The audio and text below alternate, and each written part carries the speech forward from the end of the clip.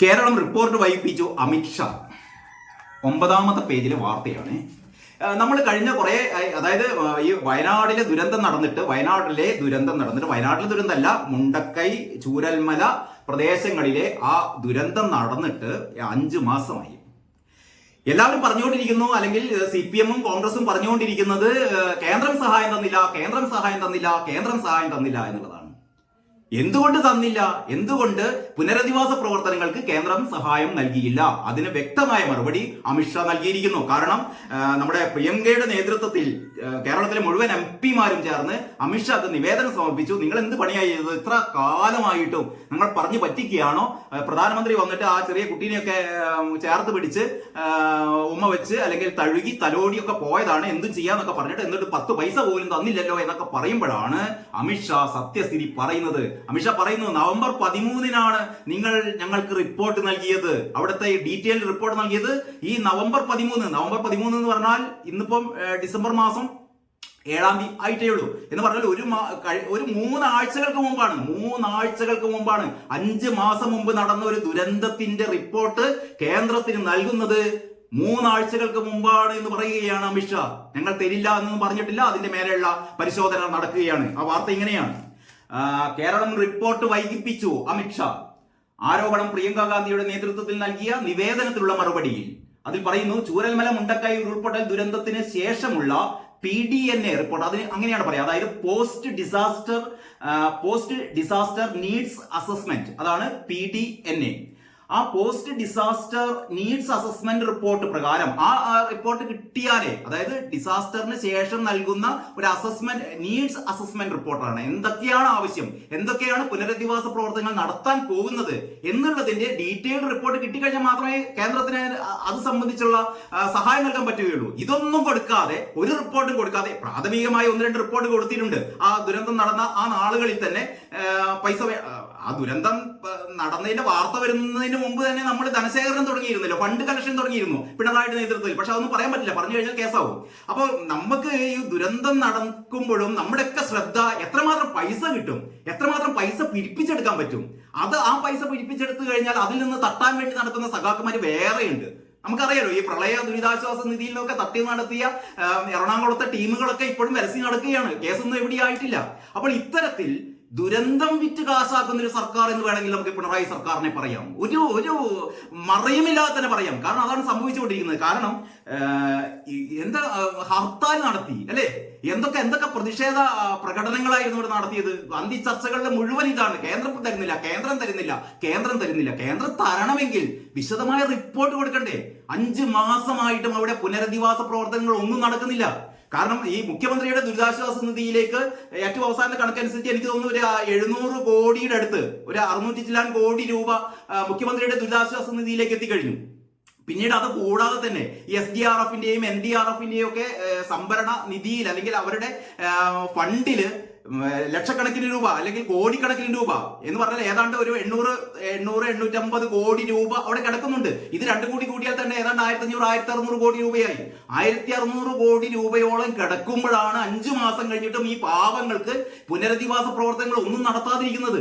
ഇങ്ങനെ എന്താ പറയുക, കെടുകാര്യസ്ഥത, എങ്ങനെയാണ് ഭരിക്കേണ്ടതെന്ന് പോലും അറിയാത്ത ഒരു സ്ഥിതിയിൽ. ഞാൻ നേരത്തെ ഈ ടീകോം കമ്പനിയുടെ കാര്യം പറഞ്ഞല്ലോ. അതായത് ഈ സ്മാർട്ട് സിറ്റിയിലെ ടീകോം കമ്പനി കഴിഞ്ഞ ഈ 10 വർഷമായി അവരൊന്നും ചെയ്യാതെ പ്രവർത്തനം മുരടിപ്പിച്ച് അവസാനം അവരെ പറഞ്ഞു വിടുകയാണോ? യഥാർത്ഥത്തിൽ ഇത് മോണിറ്റർ ചെയ്യേണ്ടത് മുഖ്യമന്ത്രിയാണ്, IT ഡിപ്പാർട്ട്മെന്റ് ആണ്. നമ്മുടെ IT ഡിപ്പാർട്ട്മെന്റ് കൈകാര്യം ചെയ്യുന്നത് ഈ 10-40ഓളം വകുപ്പുകൾ തലയിൽ വെച്ച് നടക്കുന്ന, ഇതിനെപ്പറ്റി ഒരു ചുക്കും ചുണ്ടാൻ പറയുന്ന മുഖ്യമന്ത്രി പിണറായി വിജയനാണ്. പിണറായി വിജയൻ കഴിഞ്ഞാൽ ഇത്രയും ഈ തുടർഭരണം കിട്ടിയല്ലോ, ഈ മൂന്ന് വർഷത്തെ തുടർഭരണം, അതിനും തൊട്ട് മുമ്പത്തെ 5 വർഷം 8 വർഷം ഈ പിണറായി വിജയൻ ഈ സ്മാർട്ട് സിറ്റിയുടെ കാര്യത്തിൽ എന്തായിരുന്നു ഇയാൾ ചെയ്തത് എന്ന് പറഞ്ഞാൽ ഇത്തരം കാര്യങ്ങൾ ഒന്നും ഒരു ശ്രദ്ധയില്ല. ഈ വകുപ്പുകളൊക്കെ അടക്കി പിടിച്ച് പരിസ്ഥിതി സംരക്ഷണം, പിന്നെന്താ പറയാ, ഈ മലിനീകരണ നിയന്ത്രണം, IT എല്ലാം വാരി പിടിച്ച് വെച്ചിരിക്കുകയാണ്. എല്ലാം ആർക്ക് വേണ്ടിയിട്ടാണ്? മകൾക്ക് വേണ്ടിയിട്ട്. മകൾക്ക് വേണ്ടിയിട്ട് കുടുംബത്തിന് വേണ്ടി മാത്രം ഭരിക്കുന്ന ചെഷസ്ക്യൂ എന്ന് പല പ്രാവശ്യം നമ്മുടെ പാണ്ഡ്യാല ഷാജി വിമർശിക്കുന്ന പിണറായി വിജയൻ നടത്തുന്ന തെരുക്കൂത്താണ് ഇപ്പോൾ യഥാർത്ഥത്തിൽ നടക്കുന്നത് എന്ന് തന്നെ പറയേണ്ടിയിരിക്കുന്നു. കാരണം ഞാൻ വീണ്ടും ഇതിലേക്ക് വരാം, ഈ റിപ്പോർട്ടിലേക്ക്. അതായത് ഈ റിപ്പോർട്ടിൽ പറയുന്നത് സംഭവം നടന്ന് 3.5 മാസം കഴിഞ്ഞിട്ട് പോലും റിപ്പോർട്ട് നൽകിയില്ല അമിത്ഷാ പറയുകയാണ്. ഒടുവിൽ നവംബർ 13-നാണ് പുനർനിർമ്മാണ പ്രവർത്തനങ്ങൾക്കായി 2219 കോടി രൂപ വേണമെന്ന് ആവശ്യപ്പെട്ടിട്ടുള്ള PDNA റിപ്പോർട്ട് കേരളം കൈമാറിയതെന്ന് അദ്ദേഹം പറഞ്ഞു. 2219 കോടി രൂപയാണ് കേട്ടോ കേരളം ആവശ്യപ്പെടുന്നത്. അതാണ് ഇതിന്റെ ഏറ്റവും വലിയ തമാശ. അതായത് അവിടെ ഏതാണ്ട് 1000 വീടുകളാണ് വെച്ചു കൊടുക്കേണ്ടത്. 1000 വീടുകളാണ് തകർന്നത്. ഇനി ഭാഗികമായി തകർന്ന 500 വീട് കൂടി കൂട്ടിച്ചേർത്ത 1500 വീട്. ഒരു 1500 വീട്, ഒരു 1000 സ്ക്വയർ ഫീറ്റിലുള്ള 1500 വീടുകൾ നിർമ്മിച്ചു കൊടുക്കാൻ എത്ര കാശ് വേണം? ഈ പറയുന്ന ആവശ്യപ്പെട്ട തുകയുടെ 10-1 ഭാഗം കൂടി വേണ്ട. ഇനി ഇത് വെച്ചു കൊടുക്കേണ്ട ആവശ്യമില്ല. കാരണം 1500 അല്ല 2000-ഓളം വീടുകൾ ഇവർക്ക് വെച്ച് നൽകാൻ വേണ്ടിയിട്ട് കേരളത്തിലെ വിവിധങ്ങളായ സാമൂഹ്യ സാംസ്കാരിക രാഷ്ട്രീയ സംഘടനകൾ ഓഫർ നൽകിയിട്ടുണ്ട്. പക്ഷേ ഈ ഓഫർ നൽകിയവരെയൊന്നും സംസ്ഥാന സർക്കാർ വിളിച്ചിട്ടില്ല. ഈ 5 മാസമായിട്ടും ഞങ്ങൾ വീട് വെച്ച് കൊടുക്കാം, ഞങ്ങൾ 100 വീട് വെച്ച് കൊടുക്കാം, ഞങ്ങൾ 50 വീട് വെച്ച് കൊടുക്കാം, ഞങ്ങൾ 75 വീട് വെച്ച് കൊടുക്കാം, ഞങ്ങൾ 25 വീട് വെച്ച് കൊടുക്കാം എന്ന് പറഞ്ഞ് ഒരുപാട് സന്നദ്ധ സംഘടനകൾ ഇവിടെയുണ്ട്. ഇത്ര കാലമായിട്ടും ഈ ഓഫർ ചെയ്ത സന്നദ്ധ സംഘടനകൾ വിളിച്ചിട്ട് എങ്ങനെയൊക്കെയാണ് നിങ്ങളുടെ പ്ലാൻ, ഏത് രീതിയിലാണ് വെച്ച് നൽകേണ്ടത്, എങ്ങനെ ഒരു കാര്യം ചെയ്തിട്ട് എന്ന് പറഞ്ഞാൽ സംസ്ഥാന സർക്കാരിന് ഇത് വേണ്ട. നിങ്ങളുടെ ഓരോ ഓഫറും വേണ്ട. കാരണം നിങ്ങളുടെ 150 വീടുകൾ വെച്ച് കഴിഞ്ഞാൽ അല്ലെങ്കിൽ 1500 വീടുകൾ വെച്ച് കഴിഞ്ഞാൽ ഇവിടെ സംഭവിക്കാൻ പോകുന്നത് ഞങ്ങൾക്ക് പിന്നെ തട്ടിപ്പ് നടത്താൻ പറ്റില്ല.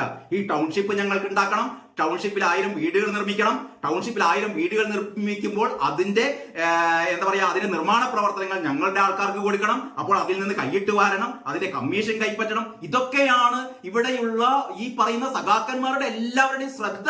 പുനരധിവാസ പ്രവർത്തനങ്ങൾ എന്ന് പറഞ്ഞാൽ പുനരധിവാസ പ്രവർത്തനങ്ങൾ ഞങ്ങൾ തന്നെ നടത്തിയാൽ മതി, നിങ്ങളുടെ ഒരു കാര്യം വേണ്ട. കാരണം ഞങ്ങൾ നടത്തിയാലേ ഞങ്ങൾക്ക് അടിച്ചു മാറ്റാൻ പറ്റുള്ളൂ. ഇങ്ങനെ ഒരു അടിച്ചു മാറ്റൽ സർക്കാർ എന്നുള്ള രീതിയിലാണ് പിണറായി സർക്കാർ മുന്നോട്ട് പോകുന്നത്. അത് വളരെ ക്ലിയർ ആയിട്ട് അമിത്ഷാ വെളിപ്പെടുത്തിയിരിക്കുന്നു. നിങ്ങൾ വെറുതെ ഒച്ചപ്പാടും ബഹളവും കൂട്ടണ്ട, വെറുതെ ഇങ്ങനെ മോങ്ങണ്ട.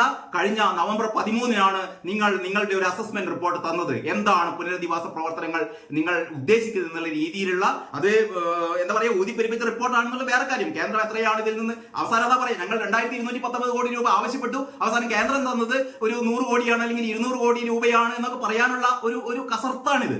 കാരണം യഥാർത്ഥത്തിൽ ആവശ്യമുള്ളതിന്റെ കണക്കുകൾ നേരത്തെ ഇത്തരത്തിലുള്ള കണക്കുകളൊക്കെ നമ്മൾ കണ്ടിരുന്നല്ലോ.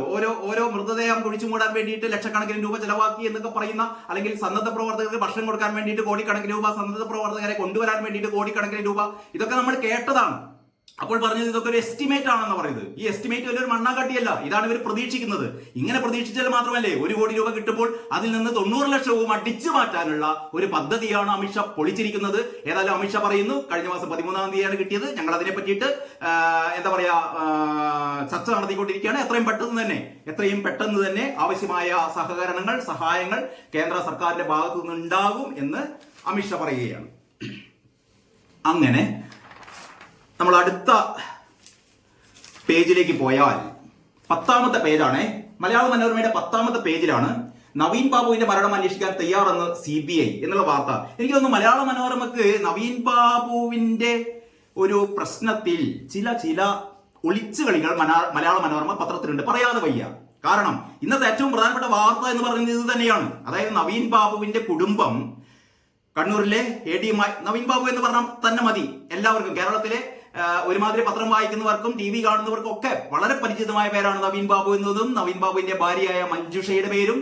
പിന്നീട് PP ദിവ്യ എന്ന് പറഞ്ഞാൽ അത് കേൾക്കാത്ത മനസ്സിലാവാത്ത ആരുമില്ല. രാക്ഷസ രൂപം കൊണ്ട് നിൽക്കുന്ന, അല്ലെങ്കിൽ ഈ പറയുന്ന സത്യസന്ധനായ ഒരു ഉദ്യോഗസ്ഥനെ കൊലക്ക് കൊടുത്ത ഒരു സഖാത്തി എന്ന് നമുക്ക് വിശേഷിപ്പിക്കാം ഈ PP ദിവ്യയെ. അപ്പോൾ PP ദിവ്യയെ രക്ഷിച്ചെടുക്കാനുള്ള ശ്രമമാണ് നമ്മുടെ MV ഗോവിന്ദന്റെ നേതൃത്വത്തിൽ, പിണറായി വിജയന്റെ നേതൃത്വത്തിൽ, P ശശിയുടെ നേതൃത്വത്തിൽ ഒക്കെ അവിടെ MV ജയരാജന്റെ നേതൃത്വത്തിൽ ഒക്കെ നടന്നുകൊണ്ടിരിക്കുന്നത്. അപ്പോഴാണ് പാവം മഞ്ജുഷ, ആ മരണപ്പെട്ട നവീൻ ബാബുവിന്റെ ഭാര്യ മഞ്ജുഷ പറയുന്നു, ഈ അന്വേഷണത്തിലൊന്നും ഞങ്ങൾക്ക് തൃപ്തിയല്ല. സർക്കാർ പറയുന്നു ഞങ്ങളിതാ നവീൻ ബാബുവിന്റെ കൂടെ തന്നെയാണ്. പക്ഷേ നമുക്കൊക്കെ അറിയാം, അരിഭക്ഷണം കഴിക്കുന്ന മനുഷ്യന്മാർക്കൊക്കെ അറിയാം, സംസ്ഥാന സർക്കാർ PP ദിവ്യയുടെ കൂടെയാണ്. ഏറ്റവും പുതിയ റിപ്പോർട്ട് PP ദിവ്യയെ ഇപ്പോൾ സ്റ്റാൻഡിംഗ് കമ്മിറ്റി, ഈ കണ്ണൂർ ജില്ലാ പഞ്ചായത്തിന്റെ സ്റ്റാൻഡിംഗ് കമ്മിറ്റിയിൽ എടുത്തിരിക്കുന്നു. PP ദിവ്യയെ പ്രസിഡന്റ് സ്ഥാനം രാജിവെച്ചതായിരുന്നല്ലോ. പതുക്കെ പതുക്കെ പി ദിവ്യയെ ഉയർത്തിക്കൊണ്ടുവരുന്നു. ഞാൻ കരുതുന്നു മിക്കവാറും മുഖ്യമന്ത്രിയുടെ പൊളിറ്റിക്കൽ സെക്രട്ടറിയായ പി ശശി എന്തെങ്കിലും രാജിവെച്ച് പോവുകയാണെങ്കിൽ ആ സ്ഥാനത്തേക്ക് കയറ്റാൻ സർവ്വഥാ യോഗ്യയായ പിണറായി വിജയന് പറ്റിയ കൊല്ലുന്ന രാജാവിന് തിന്നുന്ന മന്ത്രി എന്ന് പറയുന്ന പോലെ പി ദിവ്യയാണ് ആ ഉചിതമായ സ്ഥാനത്തേക്ക് കയറി നിൽക്കാൻ പ്രാപ്തയായ ആളെന്നാണ് ഞാൻ കരുതുന്നത്. കാരണം നമുക്കറിയാലോ, പി ശശിയെ പാർട്ടിയിൽ നിന്ന് പുറത്താക്കിയതായിരുന്നു. പി ശശിയെ CPM നിന്ന് അഴിമതി ആരോപണത്തിന്റെ പേരിൽ പെണ്ണുപിടുത്തത്തിന്റെ പേരിൽ പുറത്താക്കിയതായിരുന്നു പി ശശിയെ. അവസാനം എന്ത് സംഭവിച്ചു? താഴെ ഘടകങ്ങളിൽ പോലും എന്താ പറയാ പ്രവേശിപ്പിക്കാതെ നേരിട്ട് ഡയറക്റ്റ് നോമിനേഷൻ ആയിരുന്നു സംസ്ഥാന സമിതിയിലേക്ക്. മുഖ്യമന്ത്രിയുടെ പൊളിറ്റിക്കൽ സെക്രട്ടറിയായി ഇപ്പോൾ കേരളം ഭരിക്കുന്നത് ഇപ്പോൾ പി ശശിയാണ്. അൻവർ മാത്രമല്ല പറഞ്ഞത്, അൻവർ അക്കാര്യം തുറന്നു പറഞ്ഞു. അപ്പൊ ഞാൻ പറഞ്ഞുകൊണ്ട് വരുന്നത്, മലയാള മനോരമ ഉള്ളിലെ പേജിൽ ഇങ്ങനെ ആയിരുന്നില്ല കൊടുക്കേണ്ടത് എന്നാണ് പറയുന്നത്. എങ്കിലും മലയാള മനോരമ വളരെ വൃത്തിയായി കാര്യങ്ങൾ കൊടുത്തിട്ടുണ്ട്. അതിങ്ങനെയാണ്: നവീൻ ബാബുവിന്റെ മരണം അന്വേഷിക്കാൻ തയ്യാറെന്ന് CBI പറയുന്നത് ഞങ്ങൾ തയ്യാറാണ്. കോടതി പറഞ്ഞാൽ ഞങ്ങൾ അന്വേഷിക്കാം. പക്ഷെ സംസ്ഥാന സർക്കാർ പറയുന്നു CBI അന്വേഷിക്കേണ്ട. ഇവിടെയാണ് ഈ ഒരൊറ്റ കാര്യത്തിലാണ് നമുക്ക് സാധാരണ പത്രം വായിക്കുന്നവർ അല്ലെങ്കിൽ വാർത്ത കാണുന്നവർ, പ്രിയപ്പെട്ട സഖാക്കൾ, നിങ്ങൾ ഈ ഒരൊറ്റ കാര്യം ആലോചിച്ചാൽ മതി. എന്തിനു വേണ്ടിയിട്ട് സംസ്ഥാന സർക്കാർ പറയുന്നു നവീൻ ബാബുവിന്റെ മരണത്തിൽ CBI അന്വേഷണം വേണ്ട എന്ന്? CBI അന്വേഷിച്ചാൽ എന്താ പ്രശ്നം? ഏറ്റവും വലിയ പ്രശ്നം വരുന്നു. അതായത് CBI അന്വേഷിച്ചു കഴിഞ്ഞാൽ പി ദിവ്യക്ക് അപ്പുറമുള്ള, പ്രശാന്തിനപ്പുറമുള്ള വമ്പൻ സ്രാവുകൾ പിടിയിലാകും. അതിൽ ഞാൻ പേരെടുത്ത് പറയുന്നില്ല. പേരെടുത്ത് പറഞ്ഞിട്ട് ഇനി നാളെ വക്കീൽ നോട്ടീസ് ആയിട്ട് ഇങ്ങോട്ട് വരണ്ട. CPM-ലെ ഏറ്റവും ഉന്നതരായ നേതാക്കൾ ഉൾപ്പെടെ ഈ പെട്രോൾ പമ്പിലെ ബിനാമികളാണ് എന്നാണ് കണ്ണൂരിലെ സംസാരം. പ്രശാന്തിന്റെ പമ്പല്ലത്. പ്രശാന്തിന്റെ പമ്പിലെ ബിനാമികൾ ആരൊക്കെയാണ് എന്ന് വെളിച്ചത്ത് വന്നാൽ നിങ്ങൾ ഞെട്ടിപ്പോവും. നിങ്ങൾ എന്താ പറയാ പവിത്രതയോടെ ആരാധിക്കുന്ന സഖാക്കന്മാരൊക്കെ എന്താ പറയാ നെഞ്ചിൽ കൈവച്ചുകൊണ്ട് വിളിക്കുന്ന മുദ്രാവാക്യങ്ങളിൽപ്പെട്ട പലരും ഈ പറയുന്ന പെട്രോൾ പമ്പിന്റെ ബിനാമികളാണ്. അപ്പോൾ ഇത്തരത്തിൽപ്പെട്ട ബിനാമികളൊക്കെ പുറത്തു വരും CBI അന്വേഷിച്ചാൽ. അപ്പൊ CBI അന്വേഷിക്കരുത്. ഇതിന് മുമ്പ് CBI എത്ര കേസുകൾ അന്വേഷിച്ചിട്ടുണ്ട്. CBI അന്വേഷിക്കാൻ വേണ്ടിയിട്ട് പിണറായി വിജയൻ തന്നെ CBI അന്വേഷിക്കാൻ വേണ്ടിയിട്ട് എത്ര കേസുകളെ എന്താ പറയാ CBI അന്വേഷിക്കണമെന്ന് ആവശ്യപ്പെട്ടിട്ട് CBIക്ക് നൽകിയിട്ടുണ്ട്, അല്ലെങ്കിൽ അത്തരത്തിൽപ്പെട്ട നിവേദനത്തിൽ ഒപ്പുവെച്ചിട്ടുണ്ട്, അത്തരത്തിൽപ്പെട്ട ആവശ്യത്തിൽ ഒപ്പുവെച്ചിട്ടുണ്ട്. നമുക്കറിയാം വർഷങ്ങൾക്ക് മുമ്പ്, ഏതാണ്ട് ഒരു 10 വർഷങ്ങൾക്ക് മുമ്പ് ഉമ്മൻചാണ്ടിക്കെതിരെ സരിത കൊടുത്ത ഒരു ലൈംഗിക അപവാദ കേസ് ഉണ്ടല്ലോ, സോളാർ ലൈംഗിക അപവാദ കേസ് നമ്മുടെ ഉമ്മൻചാണ്ടിക്കെതിരെ. യഥാർത്ഥത്തിൽ അത് കേരള പോലീസ് അന്വേഷിച്ചിട്ട് എവിടെ എത്തില്ല എന്നൊക്കെ പറഞ്ഞിട്ട് സരിതയാണ് ഒരു വെള്ളക്കടലാസിൽ എഴുതി മുഖ്യമന്ത്രി നമ്മുടെ പിണറായി വിജയന് കൊടുക്കുന്നത്, ഇത് CBI വിടണമെന്ന്. ഒന്നും എന്താ പറയാ ഇതിനെക്കുറിച്ച്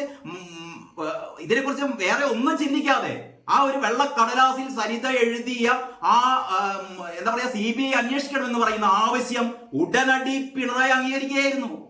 എന്നിട്ട് പിണറായി അന്ന് പറഞ്ഞത് എന്താന്ന് വെച്ചാൽ, അവര് അങ്ങനെ ഒരു കാര്യം ആവശ്യപ്പെട്ട് കഴിഞ്ഞാൽ അത് ചെയ്യണ്ടേ, ചെയ്തില്ലെങ്കിൽ നമുക്ക് എന്തോ രാഷ്ട്രീയ താല്പര്യം ഉണ്ടെന്നല്ലോ കരുതുക. അപ്പോൾ സരിത അങ്ങനെ ഒരു പരാതി CBI അന്വേഷിക്കണമെന്ന് ആവശ്യപ്പെട്ടപ്പോൾ ഓക്കെ, CBIക്ക് വിട്ടുകൊടുത്തു. നമ്മുടെ സിദ്ധാർത്ഥിന്റെ പൂക്കോട്ട് വെറ്റിനറി കോളേജിൽ മരണപ്പെട്ട സിദ്ധാർത്ഥിന്റെ മരണത്തെ സംബന്ധിച്ച് CBI അന്വേഷിക്കണമെന്ന് സിദ്ധാർത്ഥിന്റെ കുടുംബം ആവശ്യപ്പെട്ടപ്പോൾ അതും കേരള മന്ത്രിസഭ അല്ലെങ്കിൽ കേരള സർക്കാർ അംഗീകരിച്ചു. അതിനൊക്കെ മുമ്പ് നമ്മുടെ മഹിജയുടെ മകൻ ജിഷ്ണു പ്രണോയുടെ മരണം CBI അന്വേഷിക്കണമെന്ന് ആവശ്യപ്പെട്ടപ്പോൾ അംഗീകരിച്ചു കൊടുത്തു.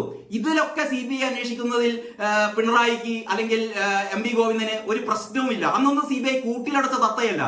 ഈ MV ഗോവിന്ദന് ഒരു ഉളുപ്പുമില്ലാതെ പറയുന്നത് ഈ CBI എന്ന് പറയുന്നത് കൂട്ടിലടച്ച തത്ത എന്നാണ്.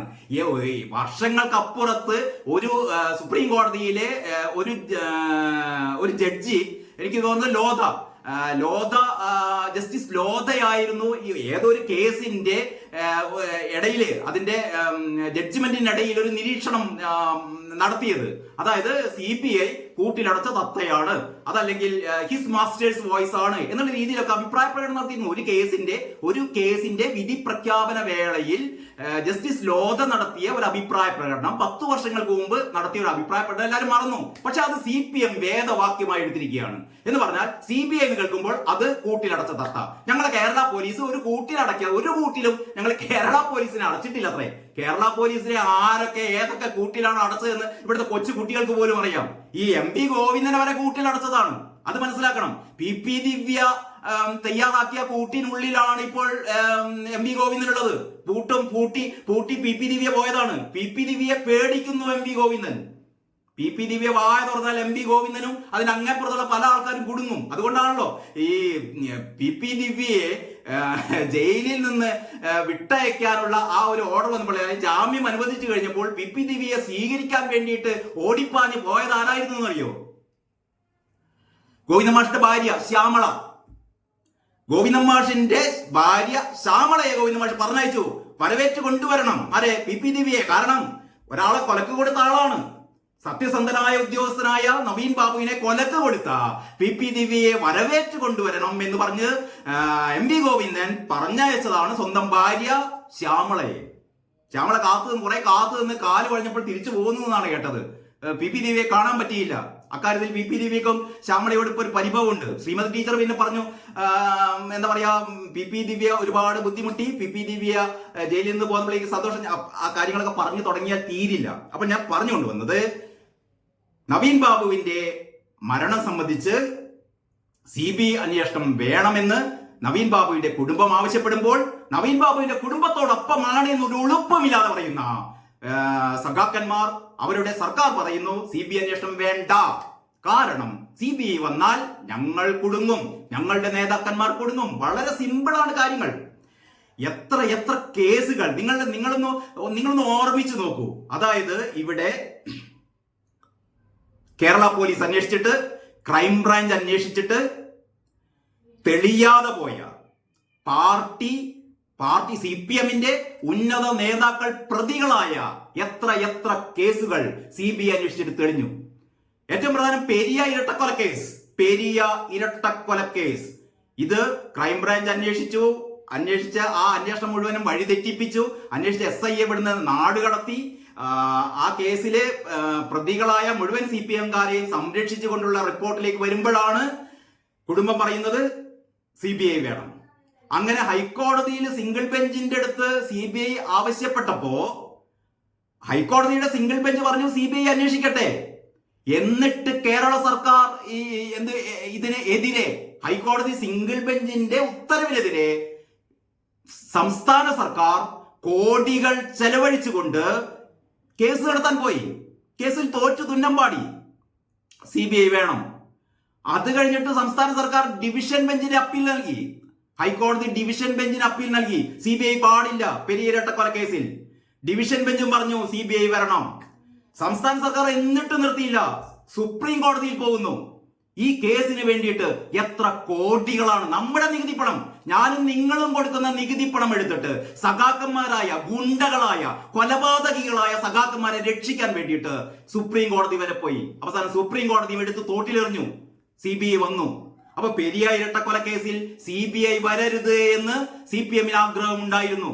അതാണ് ഹൈക്കോടതി സിംഗിൾ ബെഞ്ച്, ഹൈക്കോടതി ഡിവിഷൻ ബെഞ്ച്, സുപ്രീം കോടതി എല്ലാം ഇവരുടെ ആവശ്യം കോടികൾ ചെലവിട്ട് ഇന്ത്യയിലെ തന്നെ ഏറ്റവും പ്രഗത്ഭരായ അഭിഭാഷകരെ കോടികൾ, മണിക്കൂറിന് ലക്ഷങ്ങളുടെ വിലയുള്ള അല്ലെങ്കിൽ മിനിറ്റുകൾക്ക് ലക്ഷങ്ങളുടെ വിലയുള്ള അഭിഭാഷകരെ, പ്രശസ്തരായ വക്കീലന്മാരെ കൊണ്ടുവന്ന് കേസ് നടത്തിച്ചിട്ട് തോറ്റു തുന്നമ്പാടി. അവസാനം CBI വന്നു. പ്രതികളായി സമുന്നതരായ നേതാക്കളൊക്കെ അകത്തായി. പെരിയ ഇരട്ടക്കൊല കേസ്. പിന്നീട് അത് കഴിഞ്ഞിട്ട് ഷുഹൈബ് വധം നോക്കാം. ഷുഹൈബ് വധത്തിലും ഇതേപോലെ തന്നെയായിരുന്നു. അത് കഴിഞ്ഞിട്ട് അത് തുടർന്നിങ്ങോട്ട് വരുന്ന ഒരുപാട് കേസുകളിൽ, ഒരുപാട് രാഷ്ട്രീയ കൊലപാതകങ്ങളിൽ, ഷുഹൈബിന്റെ വധത്തിലും ഫസലിന്റെ വധത്തിലും ഒക്കെ ഇത്തരത്തിലുള്ള നിരവധിയായ CPM നേതാക്കൾ പ്രതികളായ കേസുകളിൽ മുഴുവനും CBI സംസ്ഥാന സർക്കാർ എതിർത്തിരുന്നു. അത് തന്നെയാണ് ഇവിടെയും സംഭവിക്കുന്നത്. അപ്പോൾ ഇങ്ങനെ നമ്മുടെ ഈ മനുഷ്യരെ മുഴുവനും പൊട്ടന്മാരാക്കുന്ന ഒരു രീതിയാണ് സംസ്ഥാന സർക്കാർ ഒരു ഉളുപ്പമില്ലാതെ എന്ത് ചെയ്യുന്നത്, അനുവർത്തിച്ചു കൊണ്ടിരിക്കുന്നത്. അതാണ് ഇതിലൂടെ മലയാള മനോരമ ഇത് ഒതുക്കിയാണ് കൊടുത്തതെങ്കിലും ഏതാണ്ട് സത്യം മുഴുവൻ പറഞ്ഞിട്ടുണ്ട്. ഇങ്ങനെയാണ് മലയാള മനോരമയിലെ ഏതാണ്ട് ഇന്നത്തെ വാർത്തകൾ എന്ന് പറയുന്നത്. ഇനി മറ്റു പത്രങ്ങളിലേക്ക് പോകുന്നതിന് മുമ്പ് വളരെ രസകരമായി നിങ്ങൾക്കൊരു കാര്യം കാണിച്ചു തരാം. നമ്മുടെ പാർട്ടി പത്രം ദേശാഭിമാനി പത്രം എന്താണ് ഈ കാര്യത്തിലൊക്കെ പറയുന്നത്? മാതൃഭൂമിയും കേരള കൗമുദിയും മാധ്യമവും ഒക്കെ നമുക്ക് അത് കഴിഞ്ഞിട്ട് പരിശോധിക്കാം. ഈ ഇന്നത്തെ പത്രങ്ങളിലെ ഏറ്റവും പ്രധാനപ്പെട്ട വാർത്തകൾ ഇപ്പം മലയാള മനോരമയുടെ ഒരു അവലോകനത്തിൽ നിന്ന് നമുക്ക് മനസ്സിലായത് ഇന്നത്തെ പത്രത്തിലെ ഏറ്റവും പ്രധാനപ്പെട്ട വാർത്തകൾ എന്ന് പറയുന്നത് ഒന്ന് വൈദ്യുതി ചാർജ് വർദ്ധിപ്പിച്ചതാണ്. വൈദ്യുതി ചാർജ് വർദ്ധിപ്പിച്ചെന്നുള്ളതാണ് കേരളത്തിലെ ജനങ്ങളെ ബാധിക്കുന്ന ഏറ്റവും പ്രധാനപ്പെട്ട പ്രശ്നം. രണ്ടാമത് നവീൻ ബാബുവിന്റെ പ്രശ്നം തന്നെ. നവീൻ ബാബുവിന്റെ മരണത്തില് നവീൻ ബാബുവിനൊപ്പമാണ് എന്ന് പറയുമ്പോഴും നവീൻ ബാബുവിനൊപ്പമല്ല. CBI ഇവിടെ വരണ്ട, ഞങ്ങളെ പോലീസ് അന്വേഷിച്ചാൽ മതി എന്ന് പറയുന്ന വാർത്ത. ഈ വാർത്തകൾ എങ്ങനെയാണ് പിന്നീട് ഈ അമിത്ഷാ പറഞ്ഞ കാര്യങ്ങൾ, അതായത് കഴിഞ്ഞ നവംബർ 13-നാണ് ഏറ്റവും അവസാനം 5 മാസത്തെ മുമ്പ് നടന്നൊരു ദുരന്തത്തെ കുറിച്ച് കഴിഞ്ഞ 3 ആഴ്ചകൾക്ക് മുമ്പ് മാത്രമാണ് നിങ്ങൾ റിപ്പോർട്ട് നൽകിയതെന്ന് പറയുന്ന അമിത്ഷായുടെ വാർത്ത. ഈ വാർത്തകളൊക്കെ എങ്ങനെയാണ് നമ്മുടെ പത്രം, സഖാക്കന്മാരുടെ പത്രം എങ്ങനെയാണ് ഈ വാർത്തകളൊക്കെ കൊടുത്തതെന്ന് വളരെ കൗതുകമാണ്. ഇതാണ് ഇന്നത്തെ ദേശാഭിമാനിയുടെ 1-ാമത്തെ പേജ്. 7 റോഡിന് അംഗീകാരം എന്നുള്ള വാർത്തയാണ് മെയിൻ സ്റ്റോറി. നിതിൻ ഗഡ്കരിയുമായുള്ള പിണറായി വിജയന്റെയും മനുമോന്റെയും ചർച്ച അതവിടെ കിടക്കട്ടെ. സഹായമില്ല പെരുന്നുണയുമായി അമിത്ഷാ. നമുക്ക് ആദ്യം തന്നെ അമിത്ഷാ പറഞ്ഞെടുക്കാം. തലക്കെട്ട് കണ്ടല്ലോ, സഹായമില്ല എന്ന് അമിത്ഷാ പറഞ്ഞിട്ടില്ല. ഈ കള്ളത്തരം എഴുതുന്ന ലോകത്തിലെ പത്രം ഇതല്ലാതെ എന്താ വിശേഷിപ്പിക്കുക? സഹായമില്ല പെരുന്നുണയുമായി അമിത്ഷാ. ദേശാഭിമാനി പറയാണ്, പെരുന്നുണയുമായി അമിത്ഷാ. ഞങ്ങൾ സത്യസന്ധന്മാർ. പിണറായി വിജയൻ സത്യസന്ധൻ, MV ഗോവിന്ദൻ സത്യസന്ധൻ, PP ദിവ്യ സത്യസന്ധ, P ശശി സത്യസന്ധ. ഞാൻ പറഞ്ഞത് തെറ്റിപ്പോയിട്ടില്ലല്ലോ. അപ്പോൾ ഞങ്ങളൊക്കെ സത്യസന്ധന്മാർ. പക്ഷെ BJP നരേന്ദ്രമോദി മുതൽ ഇങ്ങപ്പുറത്തേക്കുള്ള എല്ലാ ആൾക്കാരും, K സുരേന്ദ്രൻ വരെയുള്ള ആൾക്കാരും മുഴുവനും പെരുന്നുണയന്മാർ, കള്ളന്മാർ. ഇതാണ് ഈ പാർട്ടി പത്രം പറഞ്ഞുകൊണ്ടിരിക്കുന്നത്. പറഞ്ഞ അവസാനം ഉപ്പ് വെച്ച കലം പോലെ ആയി മാറി എന്നുള്ളത് വേറെ കഥ, അത് പിന്നെ പറയാം. അപ്പോൾ ഇവിടെ പറയുന്നു, വാർത്ത ഇങ്ങനെയാണ്, ചിരിച്ച് നമ്മൾ ചത്തുപോകും. ആദ്യം തന്നെ ഒരു മുന്നറിയിപ്പാണ്, ചിരിക്കരുത്. ചൂരൽമല മുണ്ടക്കൈ ദുരന്തമുണ്ടായി 4 മാസം പിന്നിട്ടിട്ടും സഹായം എത്തിക്കാതെ പെരുന്നുണയുമായി കേന്ദ്ര ആഭ്യന്തരമന്ത്രി അമിത്ഷാ. ഇതാണ് ഇതിന്റെ ഇൻട്രോ. ഈ വാർത്തയുടെ ഇൻട്രോ ഇങ്ങനെയാണ്, പെരുന്നുണയുമായി അമിത്ഷാ. ഇനി പറയുന്നു, സഹായം ആവശ്യപ്പെട്ട് കേരള MP-മാർക്കുള്ള മറുപടിയിലാണ് സംസ്ഥാനം നിവേദനം നൽകാൻ വൈകി എന്ന് കള്ളം പറഞ്ഞത്. 2-ാമത്തെ വരിയിലും കള്ളം. അമിത്ഷാ വീണ്ടും കള്ളം പറയുന്നു. അതായത് സംസ്ഥാന MP-മാർ നൽകിയ നിവേദനത്തിന് മറുപടിയായി അമിത്ഷാ കള്ളം പറയുന്നു. ഇനി കള്ളം പറഞ്ഞ എന്താണെന്ന് പറയുന്നു കേട്ടോ. പുനരധിവാസത്തിന് 2219 കോടി രൂപ സഹായം ആവശ്യപ്പെട്ട് നവംബർ 13-ന് കേരളം നൽകിയ വിശദമായ നിവേദനത്തെ അമിത്ഷാ അടുത്തിടെ മാത്രം നൽകിയതായി അമിത്ഷാ. അതായത് 3 ആഴ്ച മുമ്പ്, അതായത് നവംബർ 13-ന്. ഏതായാലും ദേശാഭിമാനി ഒരു കാര്യം, നവംബർ 13-നാണ് ഈ നിവേദനം കൊടുത്തത് എന്നുള്ളത് ദേശാഭിമാനി പറയുന്നുണ്ട്. അത് പിന്നെ നിഷേധിക്കാൻ പറ്റില്ലല്ലോ, പൊളിഞ്ഞു പോകുമല്ലോ. നവംബർ 13 എന്നുള്ളത് രേഖകളുള്ളതാണല്ലോ. അപ്പൊ നവംബർ 13-നാണ് ഈ നിവേദനം കൊടുത്തത്. അപ്പൊ അമിത്ഷാ പറയുന്നത് എന്താണെന്നറിയോ? ഈ അമിത്ഷാ പറയുന്ന കള്ളത്തരം, നവംബർ 13-ന് കേരളം നൽകിയ വിശദമായ നിവേദനത്തെ അമിത്ഷാ അടുത്തിടെ മാത്രം നൽകിയതാക്കി. ഇതാണ് അമിത്ഷാ പറഞ്ഞ കള്ളത്തരം. ഇതാണ് അടുത്തിടെയാണ്. അതായത് പ്രിയങ്ക ഉൾപ്പെടെയുള്ള നിവേദന സംഘം നൽകിയ ഈ നിവേദനത്തിന് മറുപടിയായി അമിത്ഷാ പറഞ്ഞത് 5 മാസം കഴിഞ്ഞു ഈ ദുരന്തം നടന്നിട്ട്, പക്ഷെ നിങ്ങൾ ഈ നിവേദനം തരുന്നത് ഈ അടുത്തിടെയാണല്ലോ. നവംബർ 13 എന്ന് പറഞ്ഞാൽ പ്രിയപ്പെട്ട ദേശാഭിമാനിയുടെ പത്രാധിപന്മാരെ, ഈ നവംബർ 13 എന്ന് പറഞ്ഞാൽ പിന്നെ അടുത്തിടെയല്ലേ? 3 ആഴ്ച മുമ്പ് മാത്രമാണ്. 5 മാസം മുമ്പ് നടന്ന ഒരു ദുരന്തത്തെ കുറിച്ച് 3 ആഴ്ച മുമ്പ് തന്ന ഒരു നിവേദനത്തെ പിന്നെ എന്താ പറയേണ്ടത്? അപ്പൊ ഈ അടുത്തിടെ എന്ന് അമിത്ഷാ പറഞ്ഞതാണ് ലോക കള്ളത്തരം. ഇതാണ് സഹായമില്ല പെരുന്നുണയുമായി അമിത്ഷാ എന്താണ് നുണ പറഞ്ഞത്? അതായത് ഈ പറയുന്ന 5 മാസത്തിന് ശേഷം നവംബർ 13-ന് നൽകിയ ഒരു നിവേദനത്തെ കുറിച്ച് 3 ആഴ്ചകൾക്ക് ശേഷം അമിത്ഷാ പറഞ്ഞത് ഈ അടുത്തിടെയാണല്ലോ നൽകിയത്. 3 ആഴ്ച എന്ന് പറഞ്ഞാൽ അടുത്തിടെയാണ്. ഇതുമായിട്ട് കമ്പയർ ചെയ്യണം നിങ്ങൾ. 5 മാസം എന്ന് പറയുന്ന ഒരു ദുരന്തത്തിന്റെ റിപ്പോർട്ട് 3 ആഴ്ചകൾക്ക് മുമ്പ് മാത്രം നിവേദനം നൽകിയപ്പോൾ അമിത്ഷാ പിന്നെ അതല്ലാതെ എന്ത് പറയാനാണ്? എന്നിട്ട് അമിത്ഷായെ കള്ളനാക്കുന്നു. സമ്മതിച്ചു കൊള്ളണം. എന്നിട്ട് പറയുന്നു, പുനരധിവാസത്തിൽ പ്രധാനമന്ത്രി ഉറപ്പ് നൽകിയിട്ടുണ്ട്. ഇത് പാലിക്കും വിധമുള്ള നടപടിക്ക് സംസ്ഥാനം വലിയ കാലതാമസം വരുത്തുന്നു. ദുരന്തമുണ്ടായി 3.5 മാസത്തിന് ശേഷവും വിലയിരുത്തൽ നിവേദനം സമർപ്പിച്ചില്ല. അടുത്തയിടെ മാത്രമാണ് 2219 കോടിക്ക് നിവേദനം നൽകിയത്. കേന്ദ്ര സംഘം നൽകുന്ന റിപ്പോർട്ടിന്റെ അടിസ്ഥാനത്തിൽ ആവശ്യമായ സഹായം നൽകും. അപ്പൊ മനസ്സിലായല്ലോ, ഇതില് അമിത്ഷാ ചെയ്ത ഏറ്റവും തെറ്റ്, ദേശാഭിമാനി 1-ാമത്തെ പേജിൽ വെണ്ടക്ക നിരത്തിയത് ഇങ്ങനെയാണ്: സഹായമില്ല, പെരുന്നുടയുമായി സഹായമില്ല എന്ന് പറഞ്ഞില്ല. അമിത്ഷായ്ക്ക് ശേഷം പറയുന്നു, ഞങ്ങൾ ചർച്ച ചെയ്ത് ഉചിതമായ നഷ്ടപരിഹാരം നൽകും. അങ്ങനെ ദേശാഭിമാനിയുടെ 1-ാമത്തെ കള്ളത്തരം പൊളിഞ്ഞു. ഇനി ഇതിനേക്കാൾ തമാശയാണ്. റെഗുലേറ്ററി കമ്മീഷൻ ഉത്തരവ്, വൈദ്യുതി യൂണിറ്റിന് 16 പൈസ കൂട്ടി. ഇതാണ് നമ്മുടെ ഇന്ന് ഇറങ്ങിയ എല്ലാ പത്രങ്ങളും. മാതൃഭൂമിയുടെ 1-ാം പേജ് ഇങ്ങനെയാണ്: തുടർ ഷോക്ക് എന്നാണ് മാതൃഭൂമി പറയുന്നത്. കേരള കൗമുദി പറയുന്നത് ഇതാ, യൂണിറ്റിന് 16 പൈസ കൂട്ടി, ഷോക്ക് അടിച്ചു. മാധ്യമം പറയുന്നു, വൈദ്യുതി നിരക്ക് വർദ്ധിപ്പിച്ചു, 1.5 അടി. പക്ഷെ ദേശാഭിമാനിക്ക് ഇതൊന്നും അടിയും അല്ല, ഷോക്കും അല്ല, ഒന്നുമല്ല. കാരണം ഞങ്ങളുടെ സർക്കാർ ഇങ്ങനെ കൂട്ടും, പക്ഷെ അതൊക്കെ നല്ലതിന് വേണ്ടിയിട്ടാണ്. അതായത് ഇതാണ് മറ്റു പത്രങ്ങളൊക്കെ മെയിൻ സ്റ്റോറിയാക്കി ജനങ്ങളുടെ ആ നീറുന്ന പ്രശ്നങ്ങൾ അവതരിപ്പിച്ചപ്പോൾ നമ്മുടെ പാർട്ടി പത്രം ഗോവിന്ദമാഷ് പറയുന്ന ഈ പത്രം മാത്രം വായിച്ചാൽ മതി എന്നാണ് പറയുന്നത്. നിങ്ങൾ ദേശാഭിമാനി മാത്രമേ വായിക്കാൻ പാടുള്ളൂ, ബാക്കി മുഴുവനും വലതുപക്ഷ ജീർണതകൾ ഉൾക്കൊള്ളുന്ന പത്രങ്ങളാണ്. സത്യം പറയുന്ന പത്രം ഇത് മാത്രമാണ് എന്ന് കള്ളം മാത്രം പറയുന്ന ഒരു പത്രത്തെ ചൂണ്ടിക്കാട്ടി ഗോവിന്ദമാഷ് പറയുമ്പോൾ, പ്രിയപ്പെട്ട സഖാക്കൾ, നിങ്ങൾ തീരുമാനിക്കുക എന്ത് ചെയ്യണമെന്ന്. ഈ പത്രം വായിക്കണം, അതല്ല വേറെ എന്തെങ്കിലും ആവശ്യത്തിന് ഉപയോഗിക്കണമെന്ന് നിങ്ങൾ തീരുമാനിക്കുക. അപ്പൊ ഇതിൽ ഈ വാർത്തയും കൂടി നമുക്ക് നോക്കാം. വൈദ്യുതി യൂണിറ്റിന് 16 പൈസ കൂട്ടി. അത്രയേ ഉള്ളൂ. നമ്മുടെ മന്ത്രി പറഞ്ഞ പോലെ 16 പൈസ കൂട്ടി. ആകെ 16 പൈസയേ ഉള്ളൂ. 16 പൈസയെ ഈ ഒറ്റ പൈസ നമുക്ക് കിട്ടില്ല. അതെങ്ങനെയാണ് 16 പൈസ എന്ന്? അപ്പൊ ഇവരുടെ ഈ വാർത്തയുടെ തലക്കെട്ട് കണ്ടാൽ തോന്നുന്നത് എന്താണെന്നറിയോ? വിഷമിക്കുന്നു വേണ്ട, ഒരു 16 പൈസ 2 മാസം കൂടുമ്പോ നിങ്ങൾ ഒരു 16 പൈസ അങ്ങോട്ട് കൊടുക്കണം. അത്രയേ ഉള്ളൂ എന്നാണ് നമുക്ക് ഈ തലക്കെട്ട് കാണുമ്പോൾ തോന്നുക. ഉപയോക്താക്കൾക്ക് അധിക ബാധ്യത വരാതെ, ഇതിന്റെ ഇൻട്രോ എത്ര പണിപ്പെട്ടിട്ട് ഇതിന്റെ ഈ സഖാത്തിയോ സ്വന്തം ലേഖികയാണ്. തിരുവനന്തപുരത്ത് നിന്ന് ഏതോ ഒരു മുന്തിയ ലേഖിക എഴുതിയ വാർത്തയാണ്. വായിച്ച് ചിരിക്കരുത്, നിങ്ങളിത് കേട്ട് ചിരിക്കരുത്. ഉപയോക്താക്കൾക്ക് അധിക ബാധ്യത വരാതെയും ഇളവുകൾ ഒരുപാട് നിലനിർത്തിയും വൈദ്യുതി നിരക്കിൽ നേരിയ വർധന. യൂണിറ്റിന് ശരാശരി 16 പൈസ വർദ്ധിപ്പിച്ചാണ് വൈദ്യുതി റെഗുലേറ്ററി കമ്മീഷന്റെ ഉത്തരവ്. പുതുക്കിയ നിരക്ക് ഡിസംബർ 5 മുതൽ പ്രാബല്യത്തിൽ. ഓക്കെ, കേന്ദ്ര നയം മൂലം ഇതര സംസ്ഥാനങ്ങളിൽ നിന്ന് വൈദ്യുതി എത്തിക്കുന്നതിന്റെ കൂടിയ ചെലവും ഉപയോഗത്തിലെ വർധനയും സൃഷ്ടിച്ച ബാധ്യത മറികടക്കാനാണ് നടപടി. ചെലവ് കൂടുമ്പോഴും നിരക്ക് വർദ്ധിപ്പിക്കാതെ പ്രതിസന്ധി പരിഹരിക്കാനുള്ള ശ്രമത്തിലായിരുന്നു സർക്കാരും KSEBയും. 2024-25 സമ്മർ താരിഫ് ഉൾപ്പെടെ യൂണിറ്റിന് ശരാശരി 27 പൈസയും 2025-26 ശരാശരി 27 പൈസയും 26-27 ശരാശരി 9 പൈസയുടെയും വർധനവ് ബോർഡ് ആവശ്യപ്പെട്ടിരുന്നു. എന്നാൽ 2024-25 16 പൈസ, 2025-26 12 പൈസ എന്നിങ്ങനെയാണ് കമ്മീഷൻ അംഗീകരിച്ചത്. 2025-27 വർധന പരിഗണനയിലില്ല.